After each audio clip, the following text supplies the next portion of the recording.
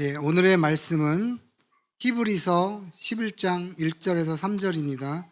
신미숙 집사님 나오셔서 성경 봉독하겠습니다.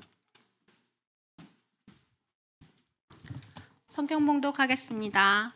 히브리서 11장 1절 말씀. 믿음은 바라는 것들의 실상이요 보이지 않는 것들의 증거니 선진들이 이로써 증거를 얻었느니라. 믿음으로 모든 세계가 하나님의 말씀으로 지어진 줄을 우리가 아나니 보이는 것은 나타나는 것으로 말미암아 된 것이 아니니라. 아멘. 따라 볼까요? 너의 믿음을 어디에 두었느냐? 그래요. 나의 믿음은 어디에 두고 있는가? 우리는 온전한 믿음 가운데 있는가? 라는 것을 우리 함께 이 시간을 통해서 말씀으로 함께 나눌 수 있기를 바랍니다.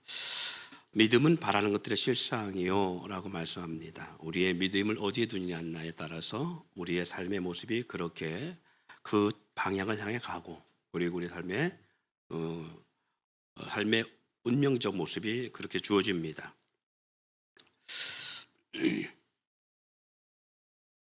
출애굽기 역사 가운데 보면요, 광야라고 하는 그러한 시대적 사건이 수천 년 전에 있었지요.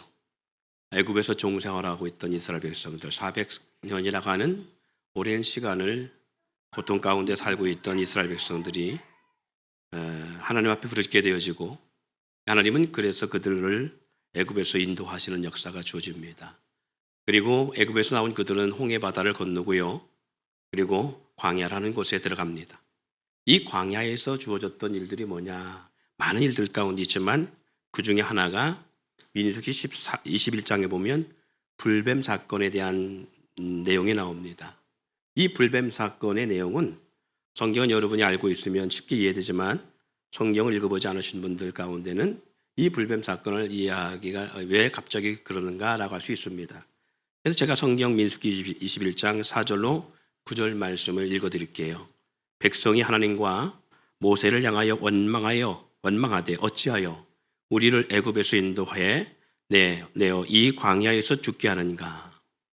이곳에는 먹을 것도 없고 물도 없도다. 우리 마음이 이 하찮은 음식을 싫어하노라 하매. 자, 하나님 앞에 부르짖어서 하나님께서 그들을 인도했고, 홍해바다 가운데서도 뒤에서 적이 되어 그들을 죽이기 위해서, 복수를 위하여서 쫓아온 애굽의 군대를 홍해바다에 낫같이 잠기게 하시고 그들을 바다 가운데 길을 내셔서 인도하여 내셨습니다.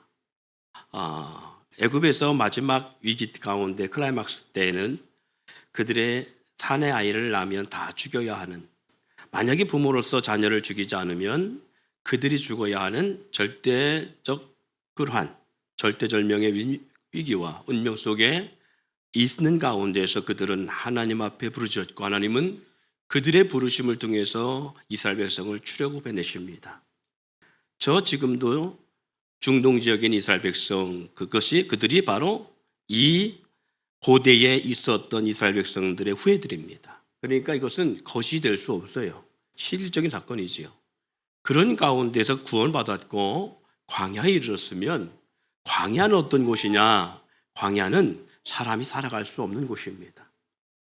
사람이 살아갈 수 없고 불뱀과 그리고 독사와 같은 그런 뱀과 전갈이 가득했던 곳입니다. 그늘이 있는 곳이 아니지요. 농사를 지을 수 없는 환경의 땅의 광야입니다. 그런 광야에서 그들이 40년 동안 살아가는 은혜를 하나님 부어주셨어요. 낮에는 구름 기둥으로, 추운 밤에는 불 기둥으로 그들을 인도하시는 하나님. 그리고 농사를 지을 수 없는 땅에서, 애굽에서 가져온 양식이라는 것은 일주일이나 달에 열흘 정도밖에 먹을 수 없는 가운데 양식이었을지도 모르겠어요.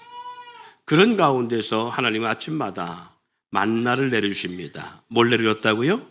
만나라고 하는 양식을 내려줬어요. 그들이 아침마다 자기의 진영의 주변에서 만나를 거둬서 하루를 살게 되어집니다. 그리고 그 다음날 아침에 또 만나를 거둬서 생계를 유지합니다. 광야는요, 왜 광야냐? 물이 없기 때문에 광야입니다. 물이 없기 때문에 굶어 죽을 수밖에 없고 목말라 죽을 수밖에 없는 곳이 바로 광야입니다. 그러니 더더욱 농사를 지을 수 없는 땅이 바로 이 광야지요. 식물이 자랄 수 없는 땅입니다. 황무한 땅입니다. 그런데 하나님은 이들 가운데 반석에서 물을 내셔서 그들 가운데 반석의 물로 공급됨 가운데 살아갈 수 있게 하셨습니다. 생각 한번 해보세요. 이게 하나님의 은혜예요. 그런데 이스라엘 백성들은 오랜 시간을 지나면서 스스로가 어떤 마음이 되느냐. 처음에는 감사함으로 하나님이 광야에서 우리 가운데 굶어 죽지 않게 하시고, 그리고 마실 물을 주시고, 양치운 주시고 물을 주시는 하나님, 그리고 그들을 햇빛으로부터 밤의 추위로부터 보호하시는 그 하나님의 은혜를 감사함으로 살아가고, 처음에는 홍해 바다를 건너는 역사 가운데도 감격해서 소고를 치며 춤추며 찬양했던 자들입니다. 그런데 시간이 지나면서 어떤 모습을 갖겠냐? 원망, 불평을 일삼습니다. 오늘 본문 속에 민수기 21장 4절 5절 말씀에 그럽니다. 백성이 하나님과 모세를 향하여 원망하되 어찌하여 우리를 애굽에서 인도하여 이 광야에서 죽게 하는가? 이곳에는 먹을 것도 없고 물도 없도다. 우리 마음이 따라합시다. 이 하찮은 음식을 싫어했다, 좋아했다. 그래, 싫어하노라. 그게 뭐예요? 만나입니다. 만나를 통해서 그들의 생명을 유지시켜주고 양식을 줬음에도 불구하고 이들은 그걸 먹다 보니까 질리는 거예요. 그래서 그들을 뭐라 하느냐? 이 하찮은 음식이라고 표현하고 있습니다. 예. 그래서 하나님은 그들의 그 불평과 원망, 하나님을 향한 그 원망을 들으시고 6절에 이렇게 말합니다. 여호와께서 불뱀들을 백성 중에 보내요 백성을 물게 하심으로 이스라엘 백성 중에 죽은 자가 많은지라. 할렐루야. 죽은 자가 많았다는 거예요. 불뱀에 물려서 죽은 자가 많았다는 겁니다. 예. 고통 가운데 죽은 자들이 많았다. 그래서 8절 9절에 그렇게 말합니다. 여호와께서 모세에게 이르시되 불뱀을 만들어 장대 위에 매달아라. 이 불뱀이라는 건 놋뱀을 말합니다. 놋이 색깔이 붉기 때문에 불뱀이라고 말하는데, 예. 놋뱀을 만들어 장대 위에 매달아 물린 자마다 그것을 보면 살리라 라고 합니다. 예. 이 전 사이에는 모세가 하나님 앞에 기도했어요. 그들이 원망하며, 보세요, 먹을 것에 대한 하찮은 음식에 대한 원망과 불평 때문에 하나님은 불뱀을 보내서 그들에게 많은 사람이 물려서 고통 가운데 죽게 합니다. 그런데 그 고통 가운데 죽으니까 또 하나님 원망합니다. 그리고 하나님의 불평을 통합니다. 그래서 하나님은, 모세는 이들의 백성들의 그 모습을 보고 하나님께 기도합니다. 하나님, 저들을 살려달라고요. 그랬더니 하나님께서 모세야, 그럼 놋뱀을 만들어 장대 높은 곳에 달아. 그것을 보면 살게 하도록 하라고 말씀하고 있는 거예요. 그래서 지금 그 명령을 모세에게 하나님이 하고 계십니다. 그래서 9절에 말하지요. 모세가 놋뱀을 만들어 장대 위에 다니 뱀에게 물린 자가 놋뱀을 쳐다본 적 모두 살더라. 할렐루야.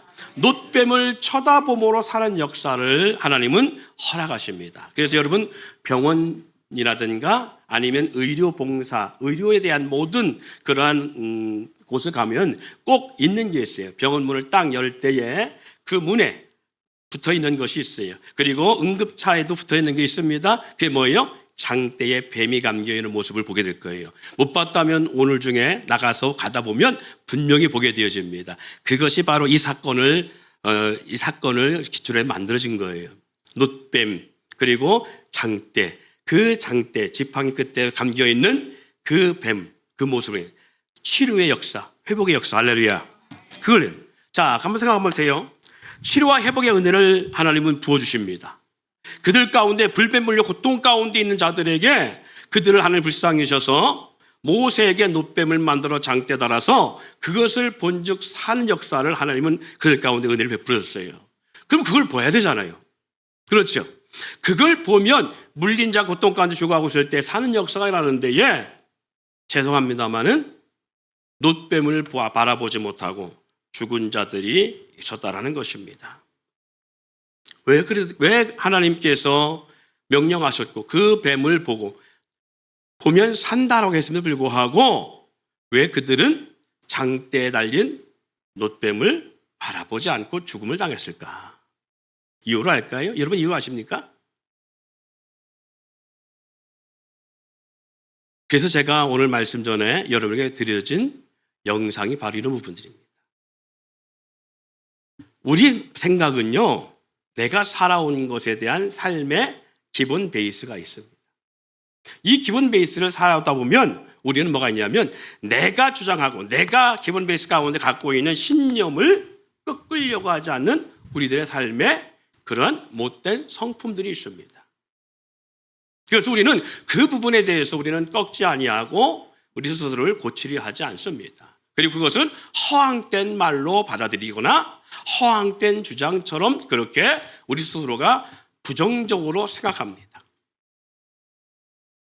다시 말해서 이스라엘 백성들이 광야에서도 동일했을 거라 생각합니다. 여러분들이 지금 그 이스라엘 백성처럼 광야에 있다 생각합시다. 그리고 뱀에 물려서 그 도로 말미암아 우리가 엄청난 고통을 나는, 다리가 뚱뚱 부어가는 그런 가운데서 고통 가운데 절규한다고 생각합시다. 그리고 옆에는 뱀에 물렸던 형제가 죽어가고 있다고 생각해 봅시다. 그럼 어떻게 되어져요? 그리고 말합니다. 놋뱀을 바라보면 산다고요. 그거 얼마나 쉬운 일이에요. 그냥 고통 가운데서 말씀하셨으니까, 고통 가운데 또 하나님께서 이스라엘 백성을 통해서 모세를 통해 말씀하셨으니까 그냥 바라보면 되는 거예요. 좀 속을 수도 있다 생각하고 이럴 수도 있고 저럴 수도 있으니까 내가 살기 위해서는 왜 그거 바라볼 수 있잖아요. 그때 이걸 왜 못 바라볼까요? 여러분의 심리 가운데서 한번 생각해 보세요. 이걸 왜 바라보지 못하죠?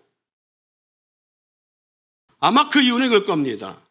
내가 지금까지 살아오는 방법 속에서 뱀에게 물렸으면 어떻게 해야 돼요? 의료적 방법 가운데, 민간요법 가운데 많은 방법들이 있을 거 아닙니까? 이렇게 해야 살지. 저거 바라본다고 살아? 저거 바라본다고 사냐고. 그렇지 않나요? 그게 이 지성이라면 생각을 해볼 때까지, 지성적이라는 인간이라면 생각해볼 되지 않느냐. 그게 말이 되냐. 무슨 미신도 아니고 라고 하는 사고, 이거와 다르지 않습니다. 몸이 아플 때 기도하면 낫는다라고 하고 너는 내게 부르자 내가 내게 응답하겠다라고 말씀했습니다. 너희가 내 이름으로 구하면 내가 시행하리라 말씀하고 있어요. 그런데 우리는 어떻게 해요? 기도한다고 나서 어떻게 낫는다고 생각해요? 그렇죠. 병원 가서 수술받거나 치료받거나 약을 먹어야만 낫지, 기도한다고 나서 그것은 지성인의 모습이 아니야. 샤머님적이고 그리고 아둔한 인간의 생각이야. 내가 살아오면 지금까지 나의 삶에 백그라운드처럼 베일처럼 쫙 베이스처럼 쳐져 있던 것들, 나의 삶의 것들이 있잖아요. 이런 것들로 인하여서 이스라엘 백성도 다르지 않았을 거라 생각합니다. 바라보면 삶에도 불구하고 왜 바라보지 않느냐? 그것을 바라보는 것이 오히려 더 인격적 사람이 아닌 것 같고, 그것을 바라본다라고 믿고 바라보는 그 자체가 비인격적이고 아둔한 사람의 모습처럼 보일 수 있다는 거예요. 우리 신앙생활에 이런 모티브가 너무 많습니다. 믿음은 바라는 것들의 실상이요 보지 못하는 것들의 증거라고 말합니다. 삶의 역사와 운명을 우리는 이런 가운데 상당히 많은 다르게 나타나는 것들을 봅니다. 여러분, 오늘 여러분이 아침에 일어나서 이 시간 예배 자리에까지 와서 예배하기까지 우리가 공기라는 것에 대해서 얼마나 인지하고 있어요? 공기는 없으면 사람이 삽니까 죽습니까? 죽지요. 숨을 안 쉬면 우리는 단 1분도 넘기지 못하고 발작을 일으켜 죽을 수밖에 없을 거예요. 숨을 쉬지 못하는 고통 가운데 우리는 그렇게 죽어갈 겁니다. 공기는 이와 같이 우리 삶 속에 생명과 아주 밀접한 관계를 가지고 있습니다. 때로는 공기가요 엄청난 능력을 나타내기도 합니다. 이 공기 속에 수분을 잔뜩 먹으면 엄청난 비가 내리기도 하고요, 폭풍과 폭우가 내리기도 합니다.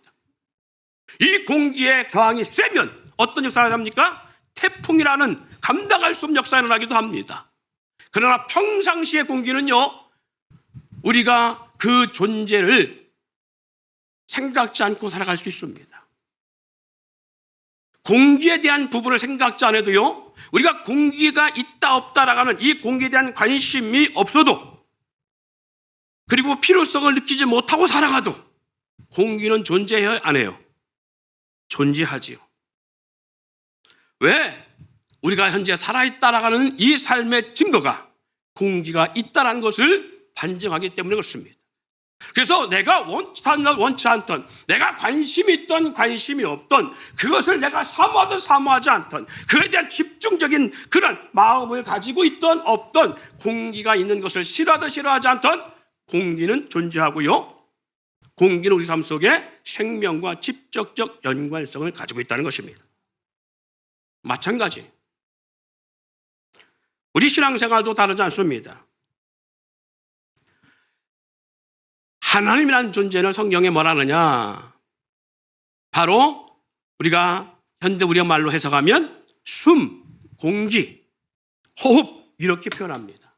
하나님의 존재를 창세기에 표현하는 데에 이렇게 표현합니다. 그러면 하나님이 왜 그렇게 하나님 자신을 그렇게 표현하고 있느냐? 너희가 살아갈 때에 숨을 쉬지 못하면 죽는 것처럼, 공기가 없으면 죽는 것처럼 하나님은 그런 존재라는 거예요. 할렐루야. 그런데 공기에 대한 우리 관심이 있던 없던, 싫어하든 싫어하지 않던 존재하는 것처럼 우리가 신앙생활 가운데 예수 믿는 건 마찬가지입니다. 예수 믿는 것이, 그것을 중요하게 여기는 사람이 있고요, 중요하지 않게 여기는 삶을 살아가는 사람이 있어요.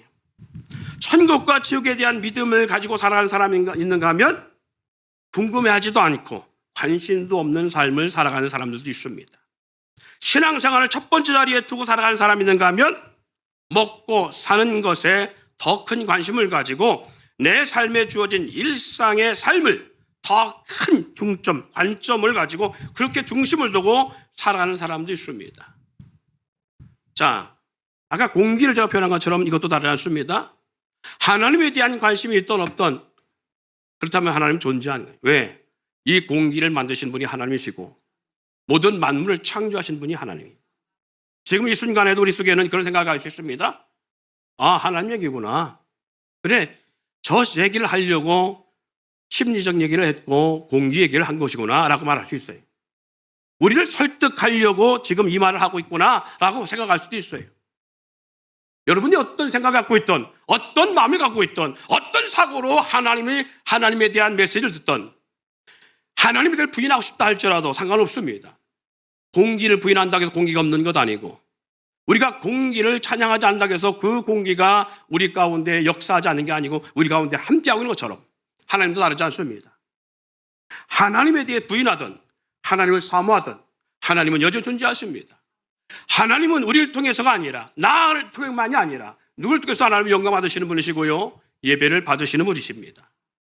내가 예배를 사모한다, 예배를 사모하지 아니하고 예배를 무시한다 할지라도 하나님은 조금도 당신의 권능과 능력이 소멸되지 않습니다. 그렇다면 이 공기가 없다면 누가 답답한 거예요? 내가 답답한 거고, 공기가 우리 삶 속에 함께하지 않는다면 내가 죽을 수밖에 없듯이 하나님도 동일합니다. 하나님을 믿던 믿지 않던 우리 자유일 수 있지만, 그러나 하나님의 존재가 나의 가운데 역사하지 아니하고 나와 동행하지 않는다면 우리는 이 땅에 살아가고 싶거나 살아갈 수 없는 상황일 수도 있어요. 뿐만 아니라 하나님의 은혜를 더더욱 느낄 수가 없겠죠. 여러분, 제가 얼마 전에 목사님들과 군선교 하시는 목사님들, 산모님들과, 그리고 군대에서 목회하시는 목사님, 군종이라고 말하는 목사님들을 모시고 베트남을 간 적이 있어요. 베트남을 갔는데 베트남에서 베트남이 정말 순수하게 꿀을 산에서 채취해가지고 그것을 병에 담아서 선물로 이렇게 줬어요. 우리 군선교국 국장님이 베트남 선교사를 가기 때문에 거기 학생들 중에서 그것을 공급받아서 우리 각자에게 전부 다 하나씩 한 병씩 이렇게 공급해 줬어요. 근데 거기서 꿀벌에 대한 이야기가 나왔어요. 여러분이 그댄 무관심할 수 있습니다. 그러나 한번 생각 한번 해보세요. 꿀벌에 대한 이야기를 하는데 어떤 여목사님이 그런 얘기를 해요. 아, 여기는 순수한 꿀이니까 이 꿀은 진짜 꿀이라고. 근데 한국에서 나오는 꿀은 못 믿겠다고. 내가 물을 가만히 듣고 있다가 목사님 왜 못 믿는데요? 물어봤어요. 왜 못 믿어요? 한국 꿀을 왜 못 믿어요? 못 믿죠? 그랬더니 한국 꿀은 나중에 시간이 지나면 설탕처럼 굳어버리더라. 솔돌하는 거예요. 안에서. 밑에서 솟아 올라오더라는 거예요. 그래서 그 설탕이 적기 때문에 그렇다는 거예요. 그것은 꿀에 대한 지식이 전혀 없기 때문에 말할 수 있는 것입니다. 양봉을 해보면 압니다. 양봉을 해보면 그렇지 않다는 걸 알아요.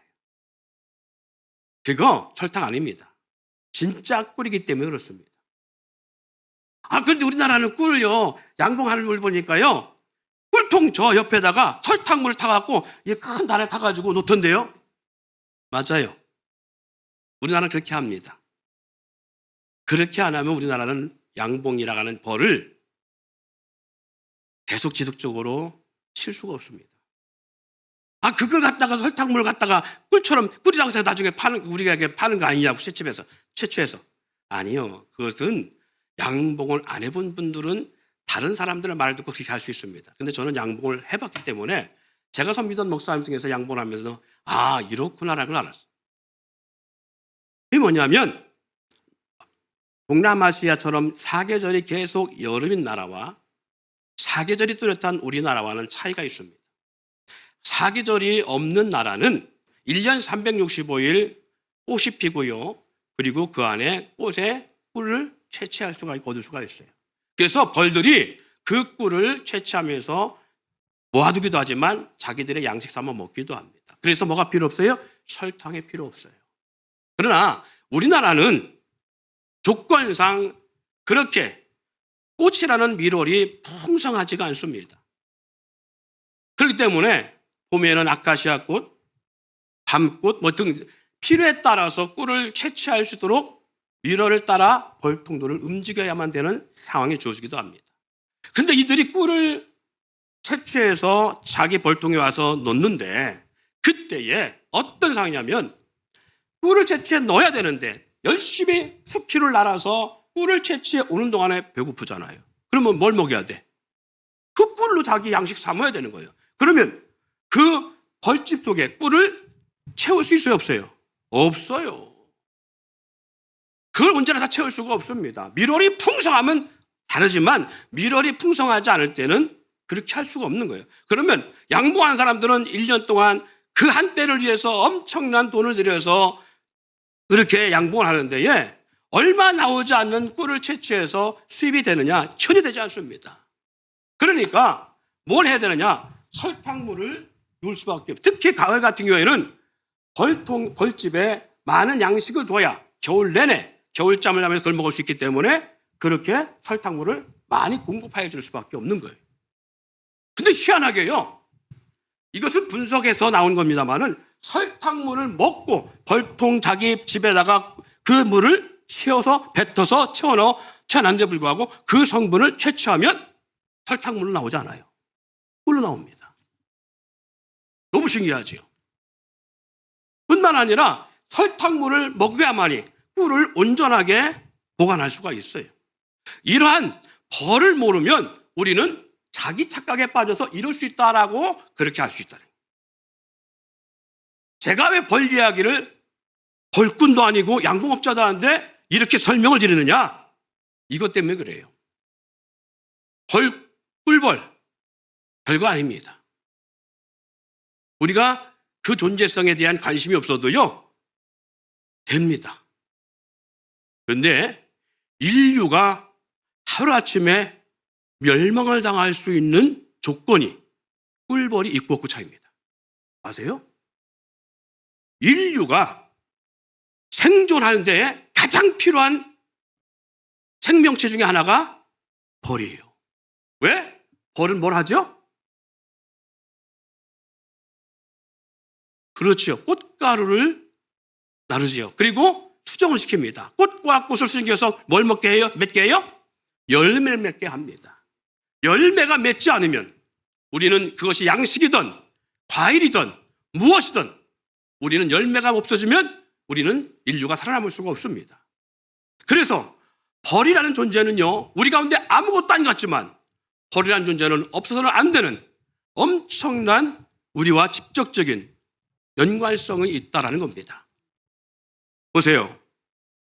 우리의 지식이 얼마나 얄팍한지 우리는 내가 아는 것이 다라고 생각할 수 있습니다. 그러나 알면 알수록 우리란 존재가 대단해 보이는데 비물 같은 저 벌 하나 저것이 없다고 인류가 멸종할 수 있다는 사실에 비추고 우리가 그것을 한번 제대로 안다면 이 얼마나 중요한 것인가. 눈에 보이는 것들이 우리의 삶에 다라고 할 수 있습니다. 눈에 보이고 손에 잡히는 것이 우리는 삶의 생존의 문제성의 가장 중심에 있다고 생각할 수 있습니다. 그런데 실질적으로 우리가 살아가며 생명의 직접적인 역사는 눈에 보이지 않는 것들이라는 거예요. 아까 말한 것처럼 돈은 우리가 살아가며 생존의 가장 중요한 원칙이 될 수도 있어요. 양식 마찬가지입니다. 옷 마찬가지입니다. 직장 마찬가지입니다. 내가 살아감에 있어서 삶의 가장 중요한 척도같이 느낄 수 있어요. 그러나 이것은 내가 살아있을 때, 내가 살아갈 수 있는 조건이 됐을 때 가능한 것들이에요. 그러나 내가 살아갈 수 없는 조건이 전혀 갖춰지지 아니하는 공기가 희박해진다든가 물이 없어진다든가 꿀벌이 사라진다든가 하는 것은 그런 것들이 먼저 우리 삶의 직접적 관계에서 멀어지면 우리는 돈 버는 게 중요한 게 아니고요. 먹고 사는 양식의 문제가 중요한 것이 아니고요. 하루의 삶을 위해서 직장 사는 게 중요한 것이 아니고요. 우리의 삶의 치명적인 내가 아무리 발버둥 쳐도 내가 아무리 수고하고 내가 아무리 노력해도 우리가 살아갈 수 없는 가장 생명의 근본이 된다는 사실입니다. 사랑하는 성도 여러분, 그렇기 때문에 보이는 것, 손에 잡히는 것을 우리는 목을 메고 거기에 살아가지만 더 중요한 건 보이지 않는 것을 우리는 인지할 수 있어야 되고 두 번째는 그 볼 수 없는 하나님에 대한 존재를 우리가 인지하지만 안 된다는 사실입니다. 오늘 이스라엘 백성들이 왜 광야에 불뱀 물려서 고통 가운데 죽었다고요? 하나님에 대한 존재의식이 그들 가운데 희박하기 때문에 그렇습니다. 하나님의 말씀을 저들이 두려워하고 신뢰했다면 절대 그들은 죽지 않습니다. 그러나 그들이 하나님 말씀보다 자기의 신념을 더 중요시했기 때문에 그들이 그 광야에서 불뱀에 물려 고통 가운데 죽어갈 수밖에 없었다는 사실을 인지할 수 있기를 바랍니다. 우리가 그분에 대한 임재와 역사를 인지하고 인식하지 않던 부인하던 부인하지 않던 하나님은 존재하고요. 하나님은 오늘도 살아 역사하신 분입니다.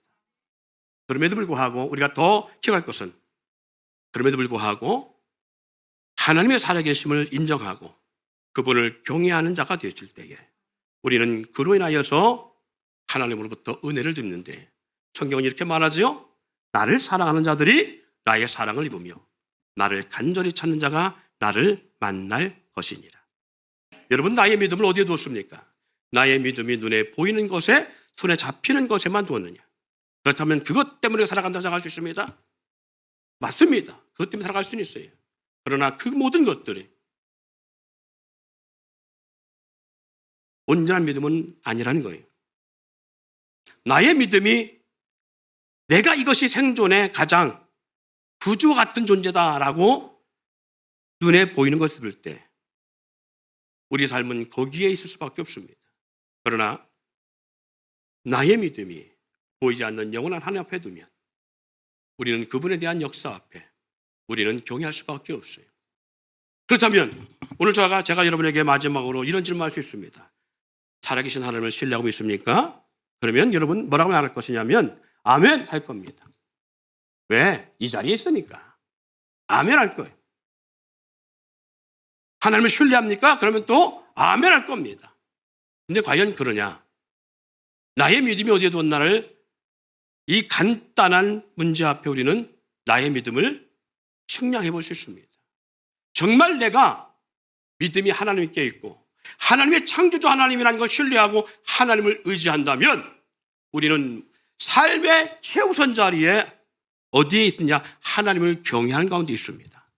그런데 입으로는 그렇게 하나님을 신뢰하고 하나님 믿습니다라고 말할지라도 내 마음속의 믿음이 하나님이 아니라 돈에 있다면, 직장에 있다면, 사업에 있다면, 그리고 병원에 있다면, 의사의 손에 있다 한다면 어떻게 되겠어요?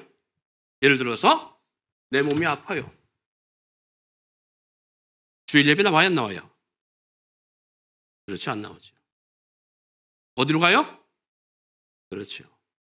나는 죽어도 병원에서 가기 전에 적어도 주일 예배는 드리고 고통 가운데 예배 드려 죽다 할지라도 나는 하나님을 신뢰하기 때문에, 하나님 있다 믿기 때문에 나는 교회부터 갈 수 있다.